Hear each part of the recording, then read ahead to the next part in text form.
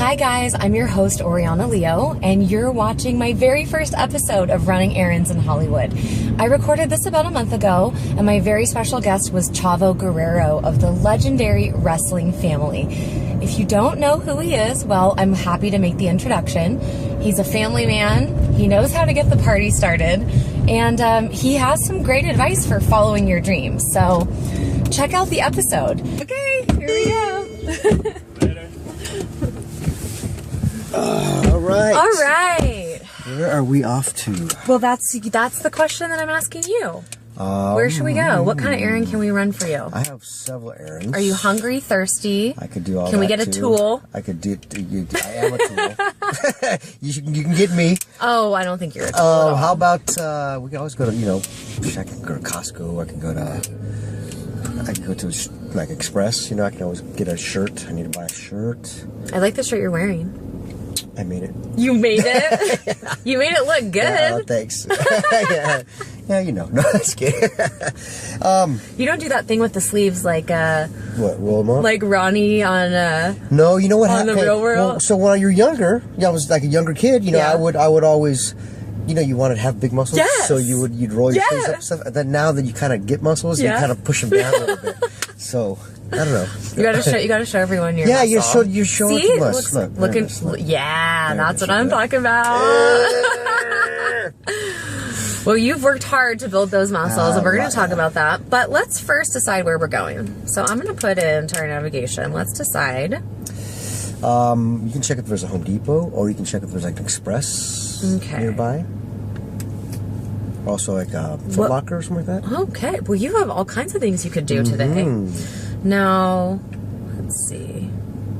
We'll do another show after this, and it'll be the show following Chavo because his wife made him take back everything he bought. Okay, well, we don't want to do that. That's too expensive. That's way too much. Just kidding. Okay, let's see if I can find a Home Depot. What do you need at Home Depot? I'm a tool guy. What kind of tools? I love building everything. So I am definitely in need of some new screws, some yeah. You know what my mom says? What? What men are good for? What? Screwing and unscrewing. You know what? Men are good for other things too. Your mom's correct. She's a wise woman. You're right. Screwing and unscrewing. We're simple. We're very simple. You make us a sandwich and you give us a little nookie here and there. We're happy. That's it. That's really all you got to do. Don't nag us as much. It's true. Don't nag us too much. Make us a sandwich. Give me a little that booty. We're good. It's true. We're easy. Wise words. We are simple people. Okay, we are going to Home Depot. Awesome. And we're Wazing it. Waze. I do like Waze. Yeah. What is your? What are you in Waze? You're a king Waze? Oh, I have no idea. I have lots of points, but I don't pay any attention. All right, well, here we go. We have to get through. Buttercup. We have to get. Oh, I like that. Buckle up, Buttercup. Buckle up, Buttercup. We have to get through the paper parking, and then we're going to be on our way. Cool. So I'm so excited to have you in my car for today's interview. Nice car, by the way. I like it. Thanks. Thanks, Ben, my fiance, Ben, providing the transportation. Good job. I do like Mercedes a lot. They're nice. Mercedes are great. Now, Chavo Guerrero, you are known for being a famous wrestler and coming from a really legendary wrestling family. Right. I want to know what it was like to grow up in this family. You know what? I get this question a lot. I bet you do. It's different than any other family, really. I grew up with a wrestling ring in the backyard. Really? Legitimately. We were, always just playing. There was no swing set. There was a wrestling ring. Did you get your ass whipped a lot? Oh, yeah. Totally. But, I learned to walk and crawl in a wrestling ring. Wow. Yeah. So my uncle and I, we used to, take off the top rope, and because we were little, we would pretend that the middle rope was our top rope, and we'd jump off of it and play in it all the time. How fun. Yeah, so wrestling to us was just, here, I got cash. Wrestling to us was... You are going to pay for my party. I'm a gentleman. Oh my gosh. My mom didn't... She raised a good boy. Here. Hi there. I cannot... Look at that, huh? Oh, wrong ticket. Uh-oh. I have more than one parking ticket in here. That's pretty funny. Wrong ticket. Well, which one's the right one? What a gentleman. Ladies and gents, my guest is paying for my parking. Wow. You're real gem, you know that? Oh, yeah, you know. Tell my wife. she needs some more explaining. Okay. Some more convincing. I'll tell her. You know what? With us growing up as in wrestling family, we always knew we were, I guess, we were special, I guess, you know? Okay. Because, you know, I mean, I was signing autographs as a kid, you know. How old? At 5 and 8 years old, they'd be getting my family's autograph and then ask me, hey, I want your autograph too. I'm like, well, I'm not anybody. And they're like, well, you will be one of these days. Wow. You know, and signing, and we're on, you know, TV at over here at the Olympic Auditorium, you know, was watching my dad, you know, wrestle and getting on TV with him and doing promos with him and Roddy Piper and all this stuff. And it was just kind of like, that was normal for you. That was normal. It was normal. It was like you just kind of thought everybody's family kind of did that, you know?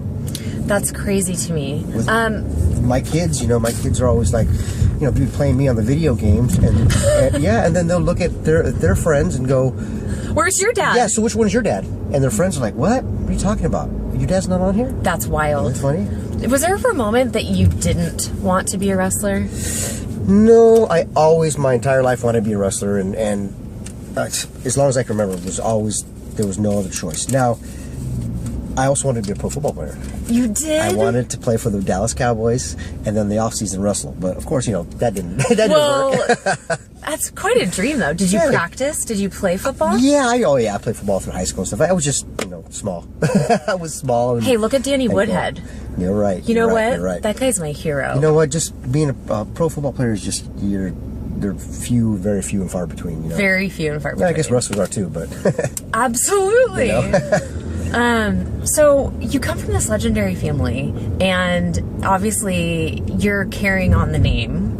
Now, are your kids going to carry on the Guerrero name? Another question I get asked a lot. Okay. You know what? I'm not being very original. No, so far. It's okay. No, it's good. That's just a natural progression when you talk to me about stuff. You know what? They want, my oldest wants to be a pro football player, you know, which is tough. I tell them, go to school. Yeah. My youngest wants to be a chef. Okay. So I tell them, you know, if you guys do whatever you want. If you want to be pro wrestlers, then okay, but bring me a diploma first. Okay. You know, there's a lot of second and third generation pro wrestlers out there that have never made it. It's a Why do you think that is? It's a tough sport. It really is a tough business, a sport, whatever you want to call it. But like, the name isn't enough? No, it's not. It's only going to take you so far. It's only going to take you, you know, it might get you in the door, but if you can't produce, then it doesn't matter. No, what does it take to produce? What does that mean in that world? It means, you know, putting asses in the seats. That's what it means. And asses in the seats means connecting with your fan base. Yeah, having a fan base. For sure. And just putting, you know, people need to buy you. It's. I tell a lot of aspiring wrestlers that they well, we want to be wrestlers. I said, okay, well, it's a business, right? You know, the WWE, they're not in the charity business. They're into making an investment in you, right? And getting their payback. You know, and then some. Okay. Know? So you're not going to invest in a company and just throw your money away. No. You're expecting a payback, and so are they. And I think that's something that people don't realize either with entertainment business. I mean, a lot of these businesses or professions that seem kind of glamorous, they're not. There's a lot of hard work, and there is an investment where if someone's going to believe in you and get behind you, they're going to want their return. Yeah, for sure. It's not all glitz and glam, you know. It's a lot of it is, you know, but really you're traveling, you're on the road, you're tired, you're on the road, you know, 280 days a year, and hotels and different countries. And how has it been with to raise a family? Very hard. It was very hard, and it takes an extremely special woman to even put up with any of that, you know. Any kind of Hollywood business, it takes a special spouse. Yes, sure. I totally agree. You know, I mean, I work with Playboy Playmates and all these different guys and girls, and you know, it takes a very secure person to kind of allow you to do that. You know, was on the road 4 days a week, you know, for about 18 years. Wow. And the only time I was really home for an extended period of time is when I was injured. You know, I'd be like, hey babe, guess what? I broke my aorta. Woohoo! I get to And she's come- like, yeah, right. Your orbit? Oh, yeah, my You orbit. broke your Yeah, orbit. my Oh, my orbit, yeah. God. How was that? It How did that happen? I got kicked in the eye. So what happens is your eye is like this, and it sits on like your orbital bone inside, like a cone almost, and it's a very brittle bone. So I got kicked in the eye, and my eye pushed down and broke that bone. Okay, so I used to be in pharmaceutical sales, and I sold to eye doctors. Okay. So some of the trauma doctors, they would tell me all about broken orbitals. Yeah. This is a really serious injury. Yeah. Really serious. And like your face caves in Yeah. without that bone to hold up your cheek. Yeah. So for anyone out there that thinks that wrestling, especially in that arena of WWE, is fake Fake or is not staged. Fake is not the right word. Entertainment, It's absolutely. entertainment, but that was a real injury. We You guys get can't beat up. defy gravity, and we get hit in the No. head and concussions, and I've torn my bicep, and I've been injured for 18 years straight. I'm sure. Really injured. How did this injury happen? Like, what was supposed to happen and what went wrong? You know what? Well, we were just in the ring, and I got in the corner, and some guy just went to kick me and kicked me right in the eye and broke my eye. Oh my gosh. You know, so your wife is she happy about this when you get to, hey honey, I just got my face caved in. I get to come home. yeah, you know what? That was a good one because like when I had a super bad concussion one time, and that one was not good because I was like, you know, like for like 3 or 4 months. What does that mean? Like not I was like, you were out of it? Yeah, I lost a whole week of my life. I don't remember a whole week. I was, you know, really just the post-concussion syndrome. Yes. That one sucked. But my eye orbit was fine because my eye was very sore. You know, if I looked left or looked right, you know, it was really sore. But that's it. So I was able to work out. I was able to go on vacation. It was cool. So I went back, you know, to work, and by chance we happened to be in that same town, and the same doctor who kind of diagnosed it and looked at my CAT scan, and he goes, and I told him, God, that was a good injury, and he goes, you were this close from it not being a good injury. From losing your eye? And I said, really? He goes, yeah. He goes, that's why I told you not to wrestle, and I didn't want to tell you the severity of it. Right, to freak you out. I told you don't get hit in the eye. I said, yeah. He goes, you were a millimeter away from that orbital bone cutting your optic nerve. Oh my gosh, and be then blind. Having to do surgery and possible blind, yeah. Wow. And I was like, oh, really? He's like, yes. Holy moly. Yeah. I was like, oh, God, I didn't know that. You've been through so much. For sure. In your storied career.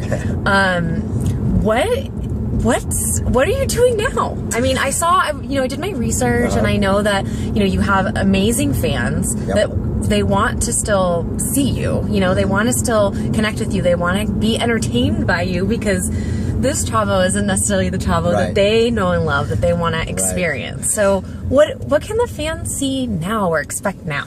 You know what? Now I am doing, I'm kind of, because I live in the LA area, really am transitioning to movies and TV. And I just finished a movie now called Fight to the Finish.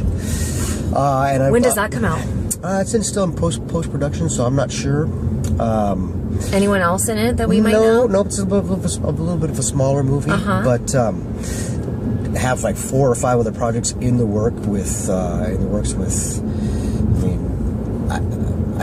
one of my neighbors is Rampage Jackson, the MMA fighter. He's your neighbor? Yeah, one of my neighbors. That's cool. So we're, you know, really good friends, and we get along really well. So he left, you know, WWE. I mean, he left UFC. I left WWE, kind of in the same situation, and we got tired of making other people money and decided to make ourselves money. So he and I just... How dare you? Yeah, right? Right? I know, right? So we just decided to kind of do a partnership, and we got like some reality stuff in the works, and some movie stuff in the works, and TV stuff. So it's kind of like a cool partnership, you know, and we just like having fun together. You're getting creative. You're collaborating with another member of this. I mean, UFC is very different. Totally different. Well, this is what I always say is any sport, once you make $1 off the sport, it's no longer sport, it's entertainment. So yeah, it may be different, but it's really the same. Not. If there's no ratings, there's no sport. There's no football ratings. There's no pro football. There's no baseball ratings. There's no. That's a very good point. So really, it's a business. It's entertainment, and you're absolutely right. Eyeballs. So right. If you're not selling out those arenas, then people aren't buying your pay-per-view, or they're not tuning into your show. With all of a sudden, Fox Sports is dropping you, or Spike TV, or whatever it is dropping you, and next you know, you're not even around anymore. Wow. So you have such an amazing fan following, and I'm wondering how you experience those fans. Like, you have a lot of Twitter fans. Yeah. Like, do you experience those fans on a daily basis? Like, do you see fans? Do you get tweeted by fans? Like, how do you interact with your fans? All the time. Social media changed everything. So, we have access to our fans 24 hours a day, 365 days a year. So I tweet to them. How do you feel about that? You know what? It's good and bad. But if you can't handle it, then go work at go work 9 to 5 and get a different job. Right. It's part of it. And you got your huge fans, and you got your haters. And whatever it is, but they're allowed to do that. And just sure. My grandfather always said that it doesn't matter if they're talking good about you or talking bad about you, as long as they're talking about you. Your grandfather was a smart man. Yeah. So look at Smiley Drive. Smiley Drive. That's cool. We're smiling. We are smiling. So I funny you asked that, because I'm actually also involved in a new company, another business venture outside of, kind of the other side of Hollywood, and it's a company dealing with monetizing social media for celebrities. Okay. And it is called Tweet Secret. Tweet Secret sounds intriguing. Mm-hmm. Why is it secret? What's the is it secret tweeting? It creates a VIP experience from basically my iPhone to my subscribers or super fans' iPhone. Okay. Or Android, their smartphone. Right. And that allows me to actually really connect with them and almost make my own VIP YouTube channel for them. Okay, so if you want to, let's say I download. So this is an app, right? It's an app. Okay, and is it out yet? It will be out very soon, very, very, very soon. If it's, we're right now just dealing with Apple, just kind of getting it okayed through Apple, because there's no precedent for it. This is nothing else on over the million Apple apps. This is the only one like it.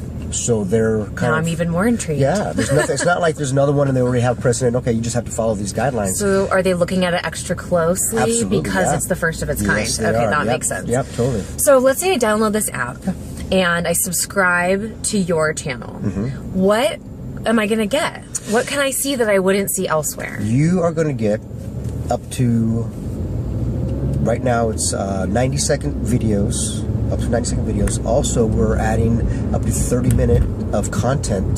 So if I want to do a whole show or a seminar or whatever, you get that also. We're adding live streaming. So if I wanted to show you at a concert I was at or whatever, I could just live stream that. So it'd be like Chavo channel. It's basically it's like a VIP experience for like my super fan, and there's a lot of them out there that want more from what you're doing. They don't want just the occasional tweet. Hey, look at me! I'm shopping at Home Depot or whoever.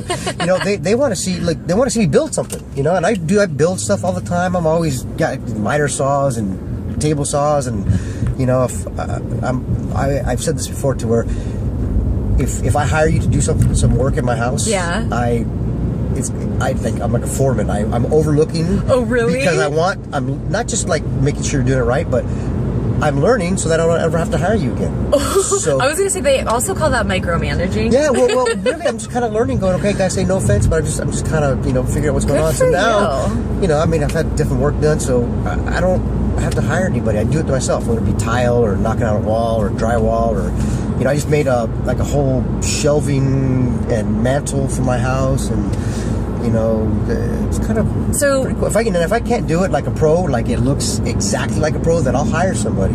But I can pretty much do it like a pro now. Okay, what I'm learning about you right now is that you're a bit of a perfectionist. Sure. You love to learn. Absolutely. You enjoy working with your hands. Yep. Now, if I was to subscribe to your channel, would I get a tutorial of how to build something? You would get that. You would get me cruising around my lowrider. I have a 1963 cherried out Impala convertible. I bet it's all waxed and shiny. It looks like a show car. You can turn around and eat off that thing, and it's over 50 years old. Oh my gosh. Yeah, I had it completely frame off restoration, you know. And it has to have a name. Oh yeah, it's name, Viva la Raza. Viva la Raza. Viva la Raza. Oh my gosh, I want to see a picture. Yeah, I'll show you pictures. But do you take that car out like? Oh yeah, it's Sunday rides. Out all the time. So that's something I could see that on this app. If I was a subscriber, I could see your Sunday rides. See that? Oh my gosh, that's so cool. Yeah, but it's ridiculous. I mean, it's all lowered out and stuff. And so do you and Rampage like drive? Yeah, well, so he's got cruise around. Yeah, so it's funny because he's got the Lambo, I got the Lolo. Oh my gosh. Yeah, totally. He's got the Lamborghini. The Lambo and Lolo. Yeah. But he kind of freaks out because, you know, he's got this Lamborghini that's $250,000 car. Sure. And, you know, you pull up and he'll go, you know, valet it somewhere and people freak out. But then all of a sudden I'll come in a lowrider and drop it and everybody leave his car and they go to my car. Like, you have hydraulics? Oh, yeah, totally. And they freak out like, whoa, my God, this is crazy. It's a show. Yeah. Your car's a show. Totally. Well, there's not a lot like them out there. You know? You can't just go out and buy one. Well, I grew up in Santa Barbara, and Santa Barbara has a big like car clubs and car shows and old school people that went to Santa Barbara High, and they've got some really, really cool cars. That's cool. I'm affiliated with the Imperials Car Club. They're good friends of mine, and you know, we go cruise with them and do some stuff with them a lot, you know, and that's one of the biggest car clubs in the world. That's so cool. Yeah. You do that stuff, and then, you know, I'm into motorcycles. And what do you ride? I have a custom. It's called a CP Customs. My buddy, who was a wrestler, Chuck Palumbo, made me a total custom bike, one-off that no one else has one in the world like it. Awesome. So is it like a chopper? It's a chopper. Okay. It's a chopper, and I gotta see that picture too. Yep. That's it right there. Nice. That's in Hot Bike Magazine. Yeah, you got to show the camera that too. That's in Hot Bike Magazine right there. Chuck, thank you. Yeah, you know, so you know, and I go hang out with him and build stuff and work on cars and all that stuff. Now, how long has it been since you've been off the road, off touring? Really full time about maybe a year and a half. I went back to TNA for a little bit, but their schedule was a lot lighter, which was nice. You know, but wrestling is a young man's sport, young man's business, you know, and you always have to plan your exit strategy because someone's going to plan it. Either you are or wrestling's going to plan it. And if wrestling plans it, well, then you're SOL. Good point. You have nothing left. Sure. Well, especially your body. Yeah, for sure. So, you know, I really started transitioning out of it, and wrestling's in my blood, so you're never really completely out of it. Right. You're always doing something with it, and it's always on your mind, but, you know, it's something that I started stepping away from, and, you know, my body wasn't healing as much as it was before, and it was just, you know, it hurts. You know? And these guys keep getting younger and younger and younger and bigger and bigger and bigger and stronger and stronger. It's like, oh, God. What did you think of the movie The Wrestler? I liked it. But it could have been called anything. It could have been called the hockey player. It could have been called the football player. It could have been called the basketball player. Anybody who's trying to hold on to something like that longer than, you know... Like you said, the exit strategy. The exit strategy. And we say that in wrestling, you can only borrow it for a short time, and then you got to give it back. Oh, wow. So... What else does that apply to? I'm sure that applies to many things. That applies to a lot of things. You know, it's not like, you know, you can... It's like a lawyer or something to where you can... become a lawyer at, you know, let's say after law school, let's say 25 or 30, and then be a lawyer till you're 80. You really can't. Your lifespan is like this, and your wrestling lifespan is like this. Right. So you can, you know, some people, they say the career of a WWE wrestler is 4.5 years. Much like an NFL career, you know? And I've done it for 18, so I beat the system. I beat the system. Congratulations. But, you know, sometimes you just gotta not keep pushing fate and, start planning your exit strategy. Absolutely. Would you ever see yourself I mean, I guess it's not like boxing where you could become a trainer or a coach. You can, in wrestling, you can definitely do that, and you can, have your own schools and that kind of stuff. And I've been approached by that so many different times because there's a lot of knowledge, my family's been on for 75 years, and we've done everything from we've taken tickets and set up rings and sold the popcorn to wrestling to promoting to everything. Slave taking her sweet time. Yeah, hey. So I've been approached that, a ton. So Home Depot says entrance and then it says exit. Yeah. Okay.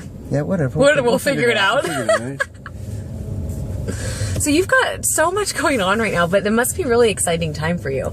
Is it fair to say that you might be a workaholic? You know what? You're very busy. I'm not a workaholic because I really enjoy my couch. Okay. And my big TV, but I just enjoy spending, time at home and with my family. So whatever can kind of keep me doing that. Building things. Oh yeah. Hiring people. Staying busy. See, but I like that. I like that. Relaxes me. My wife will buy me jigsaw puzzles sometimes, and I'm a perfectionist. So you're very active. Yeah, I'll start doing all this. Yeah. Yes, I know. You become a dad. You can't just sit down on the couch anymore. You have to, go to football practices and games. Well, I'm sure there's some dads that just sit on the couch and do nothing. You can. But I enjoy, but I spent so much time away from my family and from my kids that now any chance that I can be with them, I am, That's fantastic. Yeah. And I'm sure your wife really appreciates you being around and helping out. How old are your kids now? Sometimes. Yeah, sometimes. Sometimes she's like, hey, I love you, dude, but you got to get back to work. Yeah. Beat it. I'm sure. Yeah. How old are the kids now?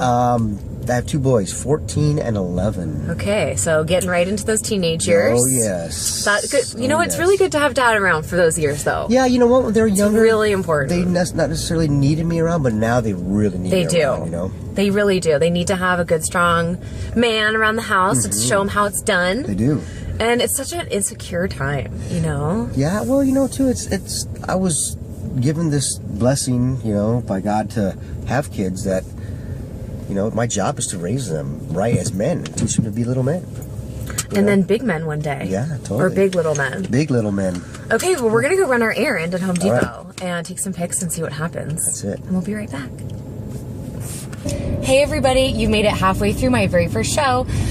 I just want to thank you so much for doing so. And if you could do me a solid, subscribe to my YouTube channel.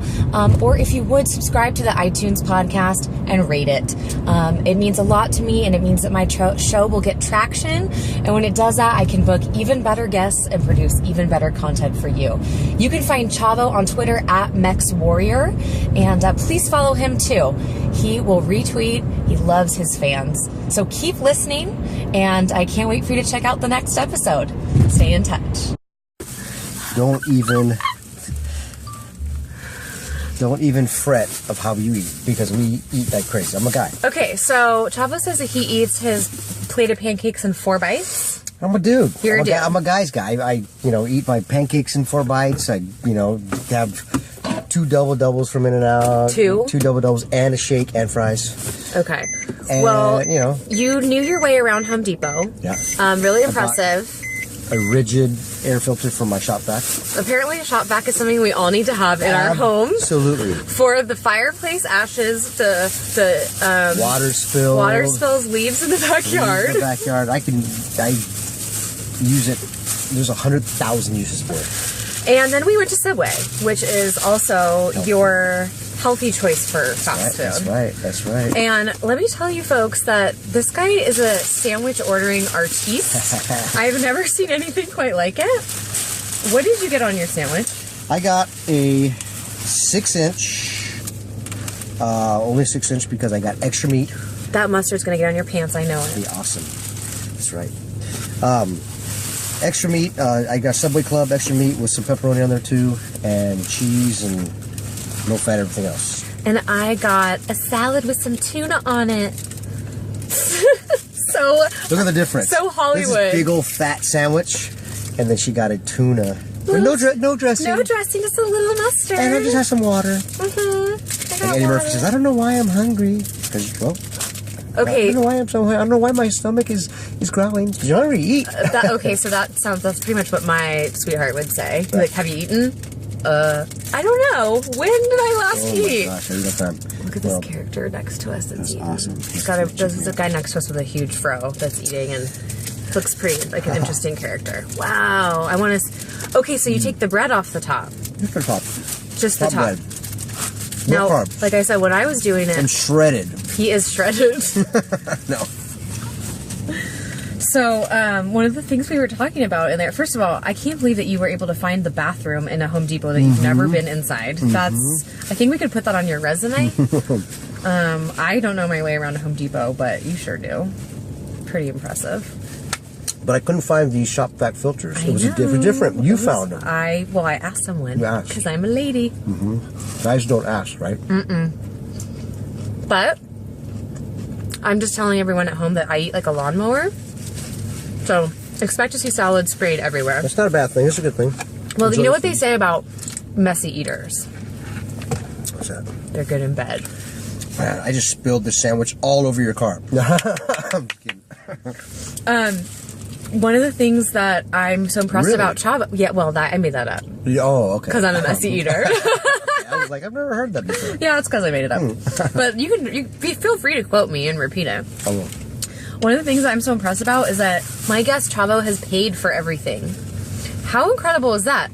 I'm the interviewer. You're the interviewee. You shouldn't. Well, yes, I know it is. But do you know how little that happens? Does it really happen that little? Yes. Really? I mean, as I'm 31 years old, I've grown. I did the bar scene, and I can't tell you how few dates I've been taken on.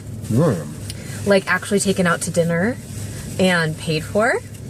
Or have drinks bought. I mean, it's just not... Are you kidding me? It's not something that's been really taught to our young men of my generation. I mean, the man I'm marrying certainly has those manners, and that was what's stuck out to me and why I fell in love with him. But that's something you can teach your boys. I do teach them.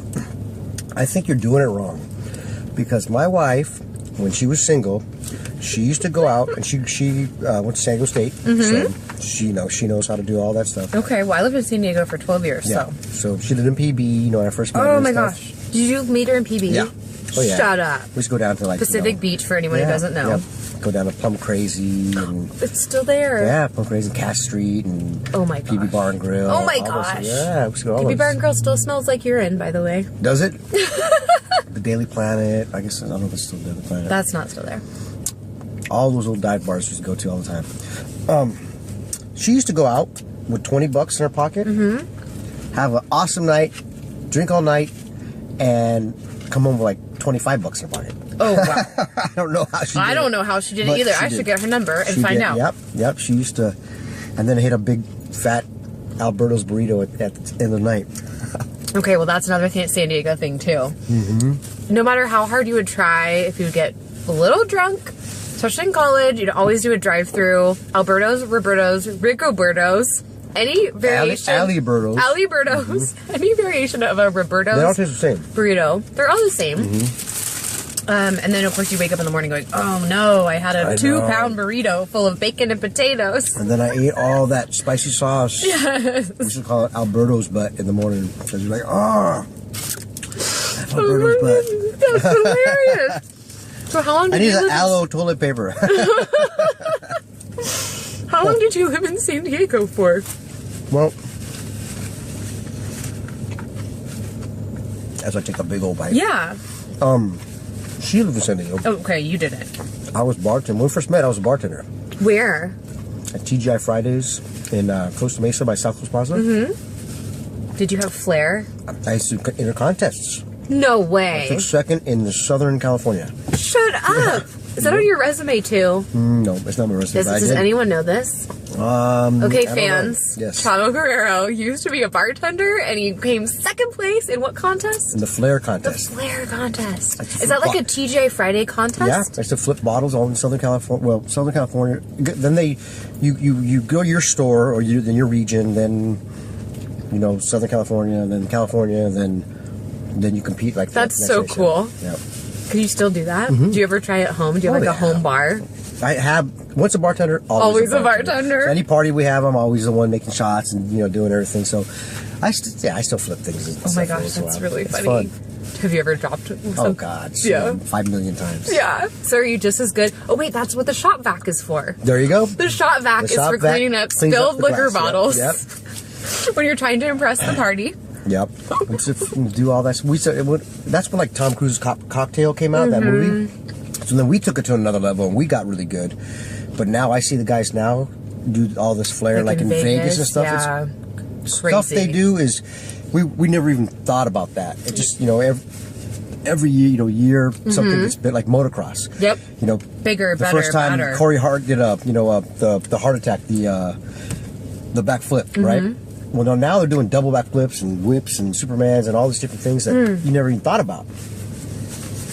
No, I have a full mouth. Well, I have a question for you about that. Sure. When it comes to sports, extreme sports, and anything that's like real individualized, a lot of these kids, and I'm sure you've had the same experience, they're not insured and protected the way like an NFL player might be, even though they're still suffering, long term, but they have a medic and they have this great healthcare team behind them, while like a snowboarder or a BMX biker or imagine a wrestler even. Can you explain, like, what is your opinion on that as far as they're going for bigger and badder tricks but with no real protection?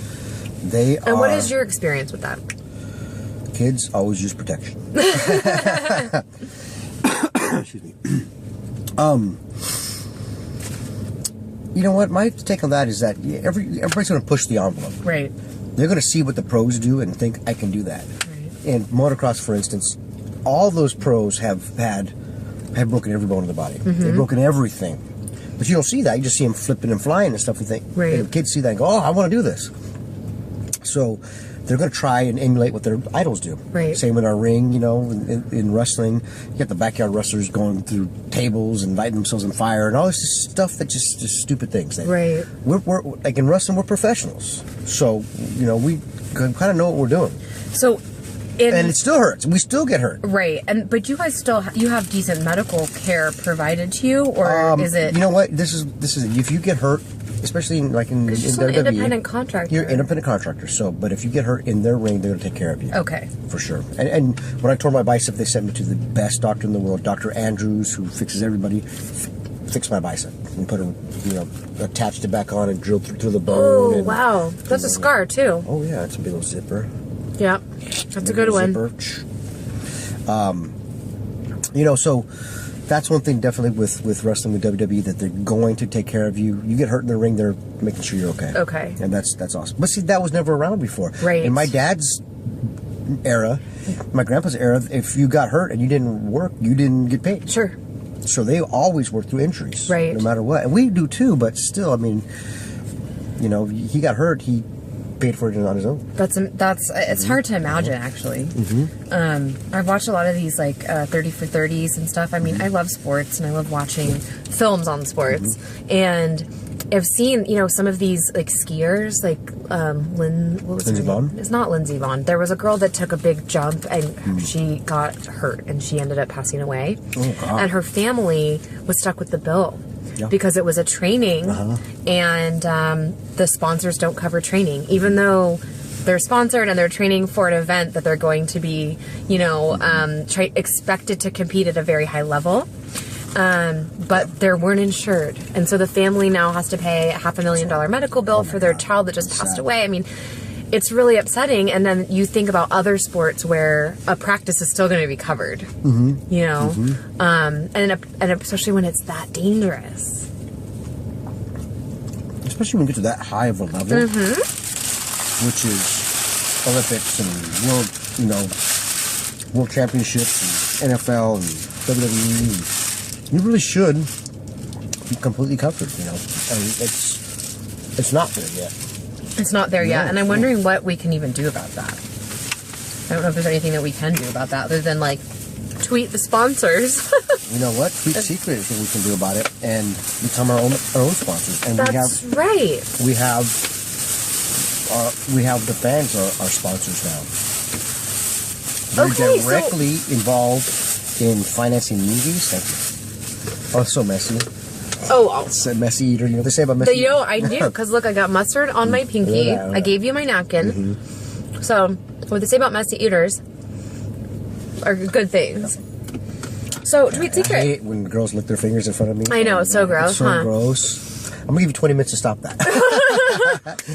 But you're absolutely right that the idea of having the fans be the sponsors and kind of give some power back to the artists or the athlete or whatever it is, that there'd be less dependence on the actual sponsor, like a corporate, and more freedom. Is that what you would Definitely say? freedom, you know, and just, you know, you'd have the fans involved in that because, you know, if they're kind of by financing a lot of times and financing, you know, like with that Tweet Secret, like I was talking about, they're directly involved in financing movies. And if somebody's, you know, a charity, you know, let's say Angelina Jolie may not want to do Tweet Secret, but her charity for sure she'd want to. And she'd be pushing, you know, and that money 100% would go directly to her charity. Oh, wow. So there's going to be a lot of interesting opportunities with this app. I'm so excited. And we don't have so it's coming out really, really soon. Very soon. Really soon. Very soon. In Okay. fact, I think by the time this airs, it'll be out. It'll be out, Yes. and we're going to be able to find, like, you're going to be tweeting about it. Oh, yes. And obviously what's with the name? Tweet Secret? Tweet Secret. How did that come about? Do you know? I don't know, to be honest. We'll have to find out. But it is really alluring. Yep. And it's kind of like, you know... It's a secret. It's a secret. It's a secret by Tweet Secret. Excuse me. I was going to say something, and I lost my train of thought. Sorry. I'm happy because I have a full belly. I know, me too. I'm happy too. I don't know what I was going to say. But anyways. Do you like music? I love music. Sorry, that was a terrible segue. I love music. I'm a huge fan. I want to know... I'm an 80s guy. An 80s guy. I grew up in the 80s, so anything... Chris Jericho always says that my superhero power is naming a one-hit wonder's other hit. What? The other hit. Their B-side hit. Okay, checking my teeth Yeah, right? for salad. Good to go. Okay, can you please explain this? Is this a game? It's a game. Okay, I want to know this game. So, and first of all, when do you play this game?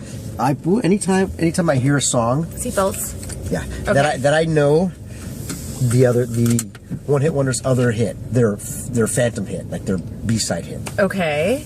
Is this a real thing, or you make totally. it up? No, totally. It'd be like anytime I hear 80s. So I'm a child of the 80s, so I grew up watching MTV when it first came out, Right. when it was actually videos. When it was videos and there were VJs. VJs, yeah. Which I do meet people that don't know what a VJ is, and it upsets me. Not a BJ. A VJ, a video jockey.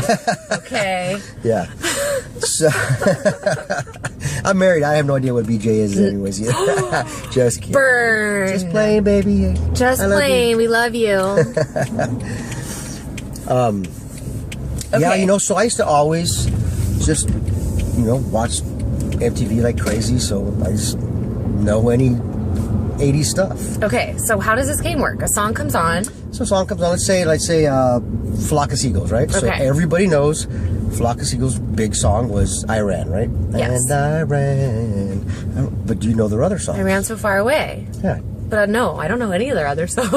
Yeah. Space Age Love Song, that's a huge another song, and if I sang it, you'd be like, oh yeah, totally. Can you sing it? I could probably sing it. Okay, we'll give you, if it'll come back. Yeah, I got it on my iPhone, so I'll I might have to play it. Okay, so you play. So then, you get the hit song, and you have to come up with the B-sides of the B-side other, song. the lesser known Yes. hit. Is it still a hit? Oh yeah, still a hit. Still on MTV and that Lesser kind of stuff. known. Yeah. Okay, I like this game. I have a game that I play by myself that I call cell phone tower tree spotting. Oh, You know the cell phone tower trees? yeah. So I used to do a lot of driving for work, and there's some around here too, but I would give myself points. Well, they completely don't look. It's like a pine tree Well, in the middle of some pine sometimes trees. they're really good, and there'll be a cluster of palm trees, and one palm tree will be a cell phone tower. Oh, yeah? And other times they just come out of nowhere. What a gentleman! He just burped out the window. No. What a god! I love this guy. So you get everything. Wait till I start farting. That's asking you to pull my finger. See, running errands is beautiful because you get the full experience of a person. And you're stuck in a car with them. It's true. That's true. It's really true. It's true. You can't. What are you going to do? You can't get out. That's you true. can't be like, hold on, I'm going to go. Nope. You can't go anywhere. Right, You're stuck with me. Totally. That's pretty funny. You're a very brave man for doing this, by the way. Oh, that's good. I love it. So I'm a brave man for being inside a nice car with a pretty girl. That's not very brave. Well, okay. Any guy maybe. would want to do that. Maybe. We'll see. So your Pandora station, like, do you listen to Pandora or Spotify? Or how do you get your music? Yes. Do you just play albums? Well, I know. I play albums. Well, okay. Playlists. Records. Yeah, I listen to XM a lot, so I always listen to either 80s or classic rock. I really don't even know any new stuff really at all. Pandora, I'll punch in like, I'm a huge Foo Fighters fan, so I'll put Foo Fighters radio or Bob Marley radio. You know, I love Bob Marley. If I'm listening to like, reggae. Feeling irie, man. Yeah. Come back to the islands, man. Or, classic rock like Eagles radio, and I'll listen to all. If anybody knows anything about Pandora, you put in your favorite artist, and it's not just that artist's songs. It's like kind of that genre. Right. I'm listening to Peggy Lee right now. Do you know who that is? Yeah, that's old school. It's old. That's really old. My music tastes are all over the place. It's either like Al Green or Peggy Lee or like EDM.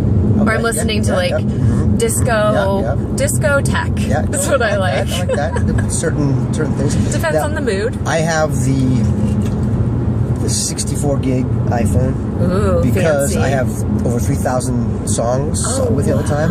I'm always the DJ at the parties. Okay, so the bartender and the DJ? And the DJ. Wow, you're the party. Yeah, totally. I'm inviting you to the party. Yeah, for sure. So I'm always the DJ at the party, and the trick with being a good DJ is not what you want to hear. It's what the party wants to hear. Right. What's going to keep the party going. That's absolutely right. So if it's dance, then you're playing dance. If they want to hear classic rock like Journey and listen to that kind of stuff, then that's what you're playing. If you're playing country, if they want country, if they want line dance, then you got to play country. Whether you like it or not, it doesn't really matter. It's whether the DJ likes it or not. Right. It's the party people. It's whatever the party wants. It's a pretty good philosophy in general. That's it. It's what the party wants. It's just like being with a girl and drinking alcohol. It's not what you want to drink. Yeah, I want to drink beer, but it's what she wants to drink. She wants a Cosmo. To Chavo. Let's get her Cosmo. Already he's a gentleman. He paid for my parking and my Subway salad. Yep. And he says, if she wants a Cosmo and you want a Bud Light, suck it up and have a Cosmo. There you go. Come on. Now look. Plus it's vodka. I just got a text from my wife. What'd she say? Hope your day's going well. Oh. She sent me a little cute picture of her. She's beautiful. She's pretty. Gosh, what a great wife. Yeah, she's awesome. You lucked out. I don't know what she's sticking around with me for, but she's a good girl. Now you're on social media, and this is one of those things I always wonder. It's and I don't know if you would know the answer, but like on Facebook. Are you on Facebook? Yeah. Okay. There's advertising on the right, and it's advertising to you. Yep. What do they advertise to you?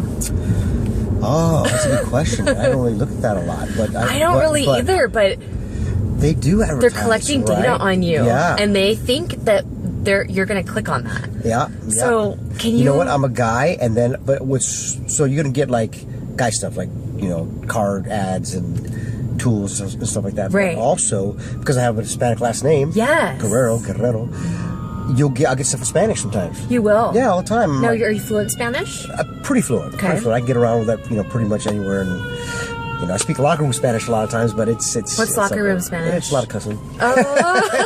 It's a lot of cussing. Okay, I know those words too. Yeah. I like to say, hablo un poquito, pero entiendo mucho. There you go. You speak a little, but she understands a lot. It's very dangerous. That's good. I like to pretend like I don't speak any, and then I let people be around me, and I just listen. Right. And then once they say something that they shouldn't say around me, I go, cuidado, caballeros. Yeah, right. Start talking about you, especially if you're speaking Spanish. Then, if my Mexican brethren would like to comment on women's features. Yes, you know what? I have to say that doesn't happen that often. Really? But what's funny I've noticed is that when someone doesn't expect you to speak their language, they often don't understand what you're saying. Sure. Like I've been in an interview. I also speak Italian. Oh, wow. And I have been in an interview with an Italian and been like, and started speaking Italian, and they look at me with a blank stare. They have no idea what I'm saying because it doesn't match. Yeah. And the same with Spanish. They're looking at me going, this can't be right. Yeah, This can't be right. Right. I speak a little Italian, a little bit. Speaking Spanish, you can speak a lot of other languages. So It's true. I go to Japan, I can get around in Japan. Really? Yeah. Very similar. Do you have fans in Japan? Oh, yeah, totally. Are you kidding me? So what is your international fan base like? You know what? When I decided really to leave the WWE, Yeah. I was in Spain and took my wife on a little vacation, and I got recognized probably 15 different times in Spain. I was like, well, Wow. I don't need to be here anymore. So I kind of just decided to do my own thing. I'm recognized enough. Right. You know, so, I mean, everywhere. Really. There's fans everywhere. The power of TV is so strong, and the WWE's outreach was so strong that, I mean, in India, I'm getting recognized in India. No way. Oh, yeah, for sure, yeah. Kind of everywhere. Everywhere I've ever been in the world, you get recognized. I think also South what people America, don't South realize, Africa. like Americans don't realize. Ooh, look, we're in a tunnel. It's all dark and mysterious. Yeah, hold your breath. People don't realize that haven't traveled internationally that our media, like American media, is pushed out all over the world. Yep. You know, like you can watch E-News anywhere. I went to South Africa and saw Ryan Seacrest and E-News on every channel, and I went, oh wait, this is almost disappointing because I thought I would see something different, and I saw CNN, and everything was exactly the same. Where in South Africa did you go? I went to Cape Town and Johannesburg. Beautiful. Yes, I mean beautiful, very different, Totally and different. not enough has changed since apartheid. Right. But you know, high contrast between classes, but Oh, yeah. still a very beautiful place. But that's a lot. Everywhere. Most countries. Everywhere. Most countries. Even our country. Yeah, even our country too at times. Yes. But really, a lot of countries, there's that really high end, the high class, and then there's the low class. And really, There's nobody no in middle between. class. Absolutely. Like when I was in India, I went from seeing these shacks on the side of the road, and shacks, and people live, 15 people live in the shack, to all of a sudden around the corner was the nicest Hilton I had ever seen in my life. Right. With marble floors, and it was crazy. It was like, wow, is this the same country? Right. That's crazy. And then, of course, those people don't have access to TVs, I imagine. A lot of them don't. And they wouldn't even know who you are or what you're about. You'd be surprised. Really? You'd be surprised. They know. People find a way to get entertained, Yeah. Oh, yeah. especially when your life's a drag, or you're going through a hard time. I think we really need entertainment. Yeah, absolutely. That's why we have jobs, to entertain people. It's true. Thank God. I know. And they say with the economies that taking a crap and not doing well, that entertainment's still doing good because people want to lose themselves. Yes. They want to get rid of their problems, and they want to lose themselves watching a movie for 2 hours. I know. Or whatever. I host at AfterBuzz TV, and Which one do you do? Well, right now I just finished American Horror Story, and now I'm hosting Banshee after show. Banshee's a show on. Awesome. Have you seen it? It's No. on Cinemax. It's amazing. I have the feeling you would love it. I said Cinemax, although we do have a title for the genre, and we call it Blood and Boobies. Blood and It's a very violent show with lots of sex, and we enjoy it that way. That's good. So, Banshee's great, American Horror Story's great, but I did a show that was on AMC called Low Winter Sun. It didn't get picked up. That's one of the problems with being a host that reviews TV shows, is that a lot of TV shows get canceled. Sure.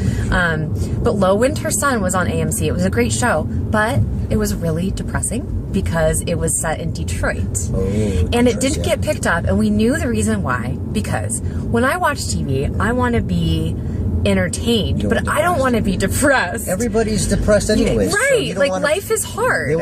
It's like, okay, Entourage, the series Entourage. Yes. The last season, all of a sudden they went from, smoking pot and having sex and living the life to all of a sudden they had, went to rehab and there were problems and this, real and that. life. And you're like, boo.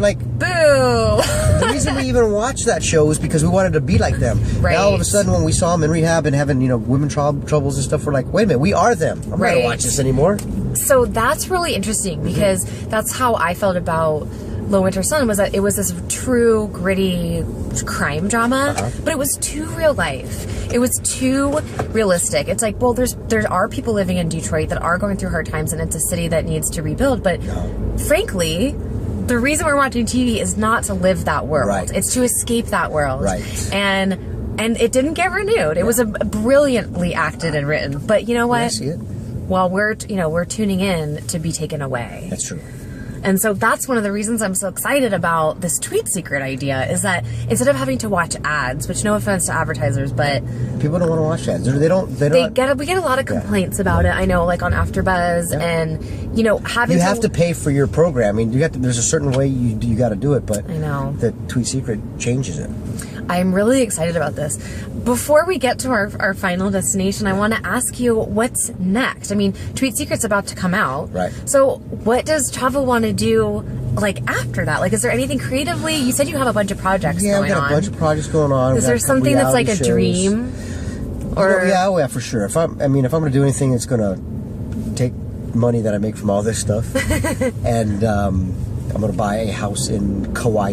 Ooh. And spend some time in, a few months out of the year in Kauai, a few months out of the year in my house in Southern California. Oh my gosh. Then spend a few months out of the year traveling around in an RV, in a motorhome, and seeing the country, Oh my God. Well, that sounds like a show right there. So, right? Not that you would want to have cameras following you, but it sounds pretty entertaining. Yeah, and I mean, just kind of live life. And I was on the road for so long, but I didn't really see anything. I did it on purpose because I really wanted to spend it with my wife. I wanted to see it with my wife. I mean, unless I was in Rome, okay, I went and saw, Colosseum and stuff. But a lot of times, I wouldn't go out, and I wanted to experience it with her, So, I'm going to go do that. Will the fans get a chance to see you in the ring again, do you think? You know what? There's always a chance and possibility for that. I keep myself in good shape. Right. And keep myself ready to go kind of at all times. We were talking about being in entertainment and how you have to eat healthy so that you can be bikini ready 24/7. Yeah, with my job is taking my shirt off on national television. I gotta look good, Yeah. So I'm always a few weeks out from fighting weight, so. Okay. So, So you're saying there's a chance? Yeah, oh yeah, for sure. There's always a chance. Now, would I do it full time all the time? Probably not. I don't want to be away that long, and then your body breaks down and stuff. It's kind of hard, So, but definitely I would. If someone approached you with the right project, sure. with a luchadores project, well, there's something going on with on the El Rey network, and is this a new network? This is a new network that